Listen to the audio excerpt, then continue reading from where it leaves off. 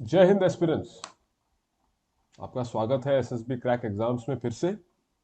मेरा नाम है नवज्योति। आज हम फिजिक्स में डिस्कस कर रहे हैं मिसलेनियस टॉपिक्स पर 15 एमसीक्यूज। हमने न्यूक्लियर एनर्जी, हीट ट्रांसफर और रोटेशनल मोशन को एज अ मिसलेनियस टॉपिक्स देखा था हमारे लास्ट वीडियो में। आज की इस वीडियो में उन्हीं 3 टॉपिक पर हम एमसीक्यूज डिस्कस करेंगे। चलिए सबसे पहले एमसीक्यू की तरफ बढ़ते हैं। ये रहा स्क्रीन पर। The hydrogen bomb and the uranium bomb are based respectively on. तो ये कौन से प्रोसेसेस पर बेस्ड है ये पूछा है आपसे। So option A is nuclear fusion and fission, B fission and thermonuclear fusion, geothermal fission and fusion, geothermal fusion and fusion. तो बॉम्ब्स जो हैं वो बेसिकली फ्यूजन और फिजन के हैं। जियोथर्मल ऐसा कोई फ्यूजन या फिजन होता नहीं है। Either it's a nuclear fusion fusion या थर्मोन्यूक्लियर। ठीक है। लेकिन हाइड्रोजन बॉम्ब जो है वो न्यूक्लियर फ्यूजन पर बेस्ड है, फ्यूजन पर बेस्ड है, जो सन में भी होता है। ठीक है। ठीक है, सन में भी इसी तरीके से होता है। यस, सन में भी आपका उसी तरीके से रहता है न्यूक्लियर फ्यूजन। एंड फिजन जो है that happens in uranium bomb, जहां पर एक बड़ा न्यूक्लियाई छोटे न्यूक्लियाई में टूटता है, जैसे यूरेनियम, बेरियम और क्रिप्टॉन में टूटता है। फ्यूजन में कैसा होता है कि हाइड्रोजन के आइसोटोप्स मिक्स होकर हीलियम का एक न्यूक्लियाई बनाते हैं। ठीक है, चल। तो इसका आंसर हो गया ऑप्शन ए। ठीक है, nuclear fusion and fission. Hydrogen bomb वो प्रोसेस न्यूक्लियर फ्यूजन का बिल्कुल वैसा ही है जैसा सन में होता है कि हाइड्रोजन के कुछ एटम्स ऐसे मिक्स होकर nucleus, sorry, hydrogen nucleus mix होकर हीलियम का न्यूक्लियस बनाते हैं। लेकिन फिजन में ऐसा नहीं होता। मिक्स होकर कुछ बड़ा नहीं बनता, कुछ बड़ा टूटकर दो छोटों में बनता है। ठीक है, चलिए। तो ये था क्वेश्चन 1 का answer, nuclear fusion and fusion. चलिए अगला। Nuclear energy is generated by. तो न्यूक्लियर फिजन से होता है, फिजन, फ्यूजन एंड फ्यूजन। तो हालांकि न्यूक्लियर एनर्जी फिजन और फ्यूजन दोनों से जनरेट होता है। ठीक है, लेकिन सिंस यहां पर एक्सप्रेशन किसने प्रपोज किया इसके बारे में पूछा गया है, तो इसका आंसर हो जाएगा ऑप्शन ए। Option A.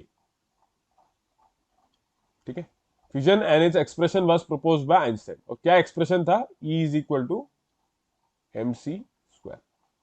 ये एक्सप्रेशन था। E is equal to M C square. ठीक है, तो ये आपका आंसर रहा ऑप्शन ए। ठीक है, चलिए अगले सवाल की तरफ बढ़ते हैं। In which of the following phenomena do heat waves travel along a straight line with the speed of light? Heat waves और लाइट की स्पीड से ट्रेवल करे। तो हमें पता है हीट ट्रांसफर के 3 फिनोमिना है, कंडक्शन, कन्वेक्शन एंड रेडिएशन, जो एबीसी में है।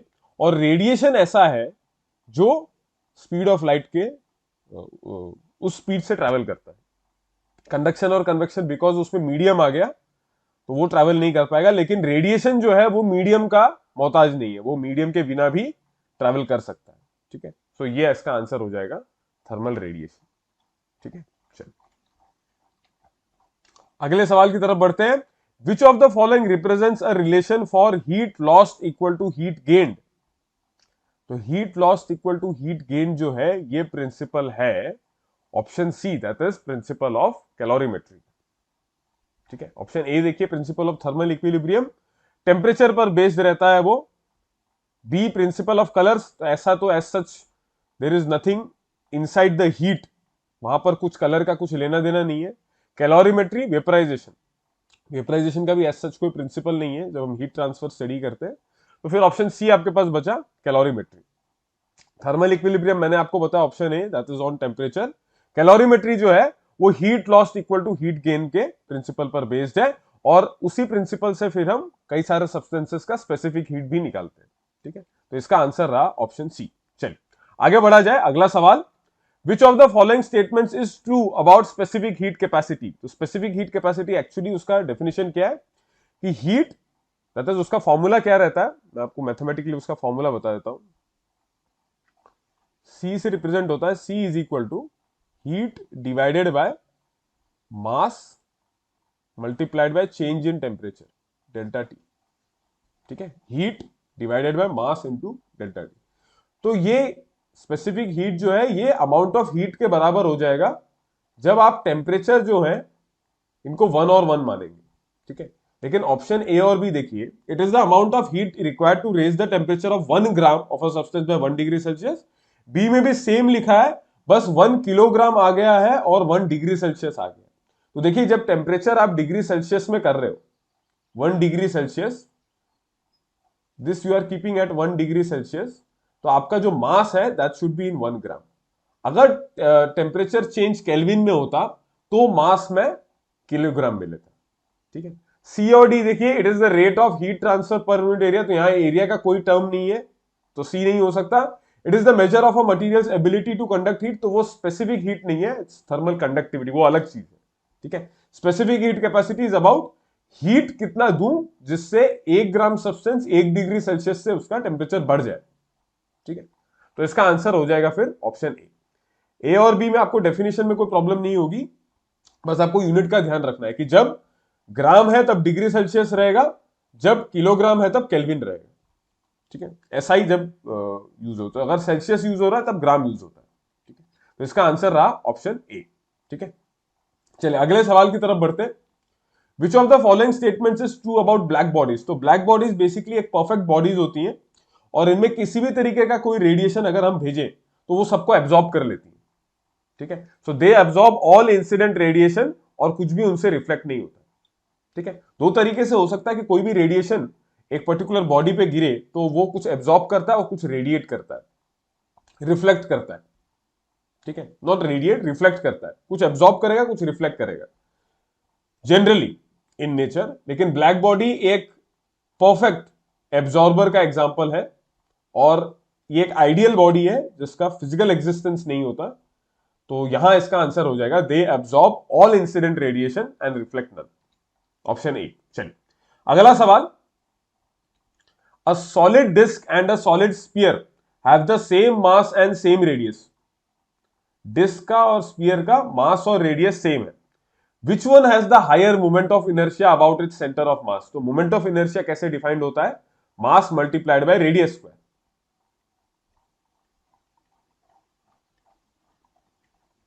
Yes, mass multiplied by radius square, yes, ठीक है। तो आपसे पूछा इनमें से किसका ज्यादा हायर मोमेंट ऑफ इनर्शिया होगा। डिस्क के लिए जो मोमेंट ऑफ इनर्शिया रहता है, अगर m और r आप सेम मान रहे हो, सेम मास को मैं m मान रहा हूं और रेडियस को मैं r मान रहा हूं, ठीक है। तो डिस्क के लिए ये हो जाएगा mr स्क्वायर बाय 2 और रिंग के लिए हो जाएगा mr स्क्वायर। रिंग के लिए mr स्क्वायर। तो ज्यादा बड़ा कौन सा है, ये आधा हो रहा है डिस्क में, रिंग के लिए फुल है। तो इसका आंसर हो गया, oh sorry this is about a sphere, sorry disc and sphere, ये रिंग लगा था, कोई बात नहीं। तो स्फीयर के लिए जो फॉर्मूला होता है दैट इज 2/5 mr स्क्वायर। क्या रहता है, 2/5 mr स्क्वायर। तो यहां देखिए डेसिमल में अगर करूं तो दिस इज 0.5 mr स्क्वायर और दिस इज 0.4 mr स्क्वायर, 2/5। तो बड़ा कौन सा हुआ, डिस्क का। तो इसका आंसर हो गया ऑप्शन ए, ठीक है। सेम मास और रेडियस के लिए डिस्क के लिए हो जाएगा mr स्क्वायर बाय 2 और स्पीयर के लिए कहलाएगा 2/5 mr स्क्वायर, दोनों की मोमेंट ऑफ इनर्शिया। तो डेसिमल में करके देख लिया ताकि एग्जैक्ट पता चल जाए कौन सा बड़ा है कौन सा छोटा है। तो एक आया 0.5, एक आया 0.4, तो 0.5 बड़ा है तो इसलिए इसका आंसर हो गया option A that is the disc. अगले सवाल की तरफ बढ़ते। A thin disc and a thin ring. तो मैं यहां कंफ्यूज हो गया, मुझे लगा शायद रिंग पर पूछा गया, लेकिन चलिए अगले सवाल में रिंग के बारे में पूछ लिया गया है। Both have mass m and radius r, both rotate about axis through their centre of mass and are perpendicular to the surfaces at the same angular velocity. वो तो सीधी बात है, रोटेशन जिसमें हो रहा है उसके परपेंडिकुलर होगा आपका एक्सिस ऑफ रोटेशन, वो तो सीधी बात है। जैसे मान लीजिए मैं डिस्क एक ड्रॉ कर लेता हूं इस तरीके का। डिस्क और रिंग में बस फर्क किस चीज का है कि डिस्क में जो है वो अंदर सॉलिड है, रिंग के केस में इस तरीके का होगा।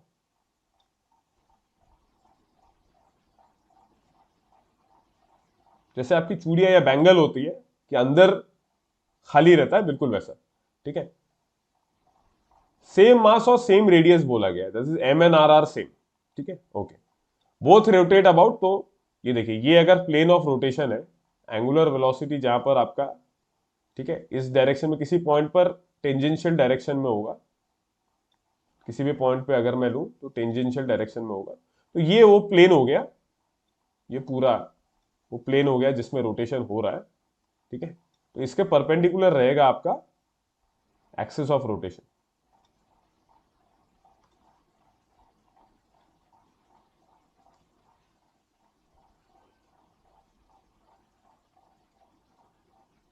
ये आपका एक्सिस ऑफ रोटेशन। ठीक है, इसकी वैल्यू फॉर अ डिस्क, ये डिस्क, ये रिंग, आपको काइनेटिक एनर्जी के लिए पूछा है। काइनेटिक एनर्जी क्या रहेगा?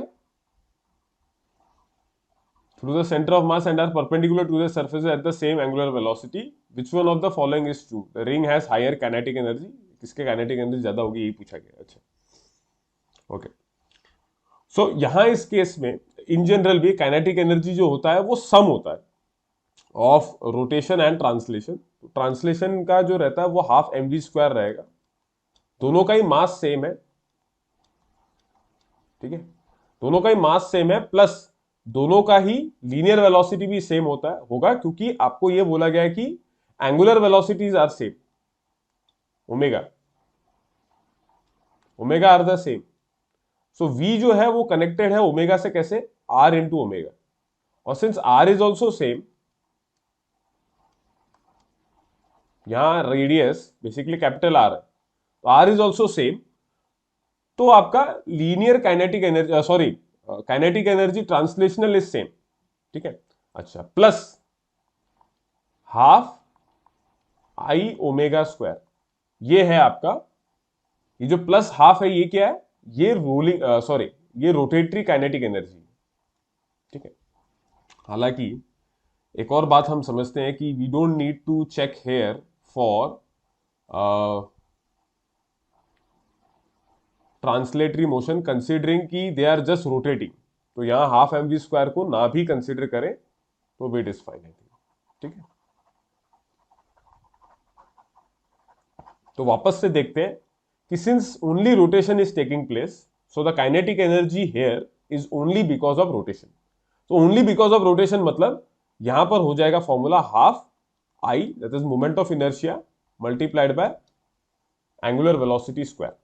ये तो सेम है, इसमें तो कोई प्रॉब्लम ही नहीं है। तो इसका मतलब आई पर डिपेंड कर रहा है आपका काइनेटिक एनर्जी, जिसका मोमेंट ऑफ इनर्शिया बढ़ा। So kinetic energy is directly proportional to moment of inertia. जिसका मोमेंट ऑफ इनर्शिया ज्यादा, उसका काइनेटिक एनर्जी ज्यादा। तो मोमेंट ऑफ इनर्शिया किसका ज्यादा होता है? रिंग का होता है। अगर एम और आर ही है तो रिंग के लिए हो जाएगा एम आर स्क्वायर, और डिस्क के लिए हो जाएगा एम आर स्क्वायर बाय 2। ये अभी हमने लास्ट क्वेश्चन में भी देखा था। ठीक है, so since it's proportional to moment of inertia, तो रिंग का काइनेटिक एनर्जी जो है वो ज्यादा हो जाएगा। ठीक है, क्यों ऐसा हुआ? क्योंकि एंगुलर वेलोसिटी सेम है और kinetic energy is given by half I omega square. तो इस तरीके से इस क्वेश्चन का आंसर आ गया क्या? Ring has higher kinetic energy. ठीक है, ठीक है, ring has higher kinetic energy. चलिए इसके बाद अगले सवाल पे बढ़ते हैं। Moment of inertia of a spinning body about an axis doesn't depend on which of the following factors? किस पे डिपेंड नहीं करता? Distribution of mass around axis बिल्कुल इस पे डिपेंड करता है। ठीक है, ओरिएंटेशन ऑफ एक्सिस इस पे भी डिपेंड करेगा, एक्सिस ओरिएंट होने पर भी उस पर डिपेंड करेगा। मास इस पे डिपेंड करता ही है, एब्सोल्युटली। ठीक है, बेसिकली क्या होता है moment of inertia? Formula is what? M R square, है ना, mass multiplied by radius square. तो मास पे तो रहेगा ही, ये जो आर है ये चेंज हो जाएगा comparatively if you change the distribution of mass. ठीक है, okay. Orientation of axis, yes, उस पर भी डिपेंड करेगा, मास पे डिपेंड करता ही है, डिस्ट्रीब्यूशन ऑफ मास पे भी डिपेंड करता है। यहां कहीं एंगुलर वेलोसिटी आ रहा है क्या? नहीं। That means this is your answer option D. क्या कि एंगुलर वेलोसिटी पे क्यों डिपेंड करेगा आपका moment of inertia? Kinetic energy depend करता है, लेकिन मोमेंट ऑफ इनर्शिया डिपेंड नहीं करता। ठीक, आगे बढ़े। तो इसका आंसर रहा एंगुलर वेलोसिटी। ठीक है, चलो। विच of the following quantity is not a vector quantity in rotational motion? इनमें से कौन सा एक वेक्टर क्वांटिटी नहीं होता?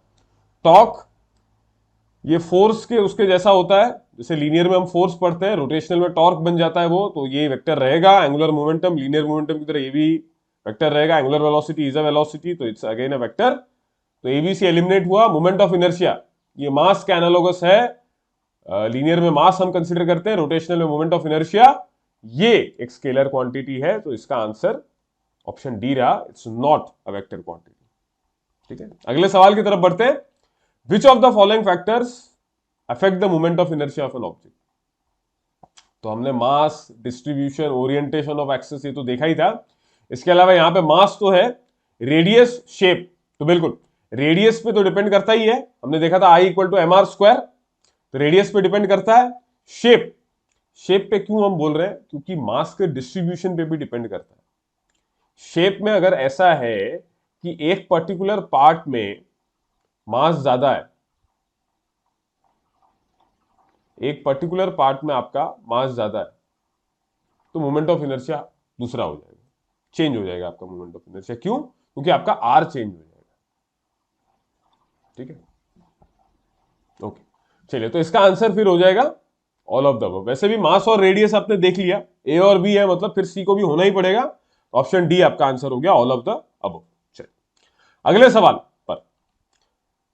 विच of the following statements is true about the conservation of angular momentum? Angular momentum के कंजर्वेशन के बारे में कौन सा स्टेटमेंट सही है? तो जैसे लीनियर मोमेंटम में था विद एक्सटर्नल फोर्स, रोटेशनल में हो जाता है विदाउट एक्सटर्नल टॉर्क, कि अगर एक्सटर्नल टॉर्क नहीं है तो एंगुलर मोमेंटम कंजर्व होगा। और ये ऑप्शन ए में जो स्टेटमेंट है ये बिल्कुल सही बैठ रहा है, तो यही आपका आंसर हो जाएगा। बी देखिए, इट इज ऑलवेज कंजर्व, तो ये नहीं है। अगर बाहर से एक्सटर्नल टॉर्क है और वो बैलेंस आउट होके जीरो नहीं हो रहा है, there is still some external torque that is working on the system, तो एंगुलर मोमेंटम कंजर्व नहीं होगा।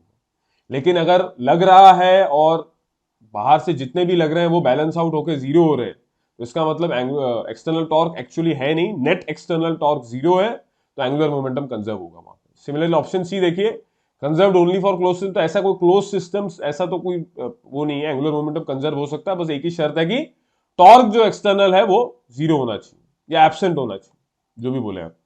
सो angular momentum is never conserve, ये तो कोई बात ही नहीं है, कंजर्व तो होता ही है। ठीक है, तो ऑप्शन ए आपका यहां पे सही आंसर हुआ, यही स्टेटमेंट करेक्ट है। In the absence of external torque angular momentum is conserve. ठीक है, चलिए next question. Which of the following statement is true about direction of torque? Torque की डायरेक्शन के बारे में इनमें से कौन सा स्टेटमेंट करेक्ट है? तो देखिए, जिस डायरेक्शन में फोर्स लगता है और जिस डायरेक्शन में आप आर को लेते हैं, that is the direction in which you are taking that displacement from the axis of rotation to the point of action of force. ठीक है, तो मान लीजिए एक सर्कुलर बॉडी ही ले लेते हैं।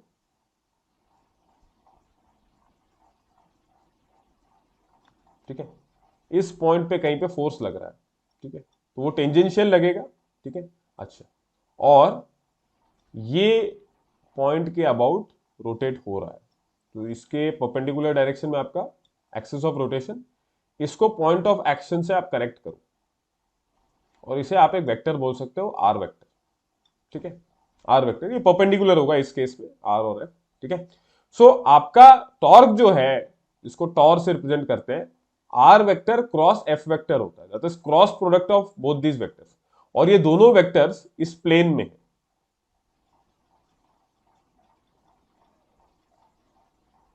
इस प्लेन में, तो इनके परपेंडिकुलर डायरेक्शन में आपका टॉर्क की डायरेक्शन हो जाएगी। यस, सो आपका प्लेन ऑफ रोटेशन यही है, यही प्लेन पे रोटेट हो रहा है, इसके परपेंडिकुलर डायरेक्शन में आपका टॉर्क हो जाएगा। दैट इज यहां पर आप क्रॉस प्रोडक्ट जब आप लगाते हैं तो आपको पता है कि it gives you a direction normal to the direction in which the vectors are kept. तो आर और एफ जिस प्लेन में है वही आपका प्लेन ऑफ रोटेशन है, उसके परपेंडिकुलर डायरेक्शन में आपका टॉर्क वर्क करेगा। अब वो अबव दिस प्लेन भी हो सकता है, बिलो दिस प्लेन भी हो सकता है, ठीक है। ओके, तो इसका आंसर रहा फिर option C, that is perpendicular to this plane in which R and F are there. So that gives you the answer option C, ठीक है। Torque is always perpendicular to the plane of rotation. चलिए अगले सवाल की तरफ बढ़ते हैं। Which of the following statements is true about the moment of inertia of a system of particles. तो by definition moment of inertia ये रहता है, तो उसको फॉर्मुलेट कर देते हैं हम बाद में mr स्क्वायर, लेकिन बाय डेफिनेशन ये कि हर एक पार्टिकल का मास मल्टीप्लाइड बाय वो एक्सिस ऑफ रोटेशन से कितना दूर है, इस मास का उस डिस्टेंस के स्क्वायर के साथ प्रोडक्ट, और हर पार्टिकल का ऐसे ही आपने इंडिविजुअल एक एक मोमेंट ऑफ इनर्शिया निकाला फॉर एवरी पार्टिकल, और इसका लास्ट में आपने सम किया, तो ये मोमेंट ऑफ इनर्शिया पूरे सिस्टम ऑफ पार्टिकल्स का देगा, ठीक है। तो it is the sum of moments of inertia of each particle, ठीक है। Depends only on the total mass of the system, तो ऐसा नहीं है। मोमेंट ऑफ इनर्शिया जो है उसमें एक आर भी आता है, ये सिर्फ मास पर डिपेंड नहीं करता, there is R also there. फिर moment of inertia of a system of a particle is always zero, ऐसा नहीं है, ऐसा नहीं होता। आप सारे मासेस और ये डिस्टेंस का स्क्वायर प्रोडक्ट करके आप ऐड करोगे तो ये जीरो क्यों होगा। और moment of inertia of a system of particles is independent of, नहीं ये हमने देखा था, हमने एक आध क्वेश्चन पहले ये भी चीजें देखी थी कि मास के डिस्ट्रीब्यूशन पे फर्क पड़ता है मोमेंट ऑफ इनर्शिया का। यस, अच्छा, तो sum of the moments of inertia of each particle, तो यही रहता है कि एक्सिस ऑफ रोटेशन से, जैसे मान लीजिए कोई भी रैंडम आपने बॉडी बनाई, ये अलग अलग पार्टिकल्स बना दिए, ठीक है, और ये आपका मान लीजिए एक्सिस ऑफ रोटेशन रहा, ठीक है। ये एक से r1 डिस्टेंस दूर है, इससे r2 और इससे r3 मान लीजिए, ठीक है। सिमिलरली सबके लिए, तो ये बेसिकली क्या हो जाएगा, आपका moment of inertia will be what, m1 r1 square plus m2 r2 square. ऐसे ही सारे पार्टिकल्स के masses multiplied by their distance from the axis of rotation square, इनके प्रोडक्ट्स का फाइनली सम, ये ऐसे चलता है, ठीक है, of nth particle r nth square. तो एक्चुअली बाय डेफिनेशन ये होता है, इनिशियली जब हम डिफाइन करते हैं मोमेंट ऑफ इनर्शिया तो ये है डेफिनेशन, ठीक। चलिए तो ऑप्शन ए इसका आंसर रहा। चलिए अगले सवाल की तरफ। अ bicycle wheel of radius r is rotating with an angular velocity omega. What is the linear velocity v of a point on the rim of the wheel? तो देखिए लीनियर वेलोसिटी और एंगुलर वेलोसिटी कनेक्टेड है इस relation से कि v is equal to R into omega, ये है इनके बीच का रिलेशन। तो ऑप्शन ए इसका आंसर हो जाएगा, आर इंटू ओमेगा, ठीक है। एक रेडियस का बस फर्क पड़ता है, एंगुलर जो रोटेशन वाला पार्ट है उसमें आप मल्टीप्लाई कर दीजिए रेडियस, तो वो लीनियर का आपको दे देगा वेलोसिटी, ठीक है। चलिए तो ये आंसर रहा इस क्वेश्चन का। इसके बाद आज की क्लास का आखिरी सवाल ये रहा, total kinetic energy of a rotating object, rotating consist of only translational kinetic energy, only rotational kinetic energy, both translational and rotational kinetic energy, और neither translational nor rotational kinetic energy. तो अगर rotate कर रहा है तो हर एक particle आगे भी बढ़ना चाह रहा है, तो there is translation, moving ahead, moving in a straight line, plus वो खुद अपने उसमें रोटेट भी हो रहा है about an axis of rotation. तो इसलिए इसका आंसर हो जाएगा option C, both rotational and translational kinetic energy, ठीक है। जो हमने वो वाला क्वेश्चन देखा था, दिस वन, यस, इसमें तो इवन इफ इसमें अगर मैं रोटेशन में, आप सिर्फ रोटेशनल के उस पर क्वेश्चन कर रहे हैं तो भी आंसर ये आ रहा है ऑप्शन ए। मान लीजिए आप मान के चल रहे हैं कि सिंस काइनेटिक एनर्जी यहां पर जो है वो सम रहेगा ट्रांसलेशन, और वो होगा भी, क्योंकि हर एक पार्टिकल ट्रांसलेशन के उसमें भी रहेगा, तो इसको करेक्ट कर लेते हैं। This would be half mv square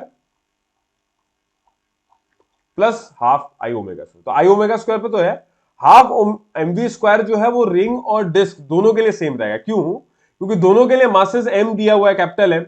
तो ये जो है हाफ mv स्क्वायर, ये पार्ट दोनों के लिए हो जाएगा हाफ m। और हमने अभी देखा था linear velocity can be connected with angular by r omega square, और यहां इस केस में ये हो जाएगा हाफ m, यहां पर r आपका कैपिटल R हो जाएगा और ओमेगा स्क्वायर। क्योंकि ये डिस्क और रिंग दोनों के लिए सेम है, मास सेम है, R सेम है और ओमेगा भी सेम है। अगर तीनों सेम है तो इसका मतलब half mv square translational kinetic energy disc और रिंग दोनों का सेम रहेगा। ठीक है, तो हमें सिर्फ फिर रोटेशनल काइनेटिक एनर्जी पे देखना है कि क्या वो डिफरेंशिएट कर सकता है क्या दूसरे। तो हमने देखा कि ओमेगा तो इसमें भी सेम है, लेकिन आई डिफरेंशिएट कर जाएगा, दोनों के आईज अलग अलग है। तो जब दोनों के आई अलग है तो उसमें हमने देखा कि रिंग का आई ज्यादा है, तो इसलिए उसका रोटेशनल काइनेटिक एनर्जी ज्यादा होगा, तो individual ultimately final kinetic energy भी उसका ज्यादा हो जाएगा। तो इसके चक्कर में आंसर आपने किया। तो अगर सिर्फ काइनेटिक एनर्जी क्वेश्चन में है तो you need to go with both rotational plus translation, तो उसमें फिर आपका आंसर आ गया इसमें ऑप्शन ए। ठीक है, तो चलिए ये थे some 15 MCQs on our miscellaneous topic. Thank you so much for watching. इसी तरह से बने रहिए चैनल पे, और भी वीडियोस आते रहेंगे। जय हिंद। अगर आप एक डिफेंस एस्पिरेंट हैं और SSB interview, NDA, CDS, AFCAT जैसे एग्जाम्स के लिए प्रिपेयर कर रहे हैं तो आप एसएसबी क्रैक एग्जाम्स के कोर्स को चेक करना ना भूलें। आप हमारी लर्निंग एप्लीकेशन को गूगल प्ले स्टोर से भी डाउनलोड कर सकते हैं।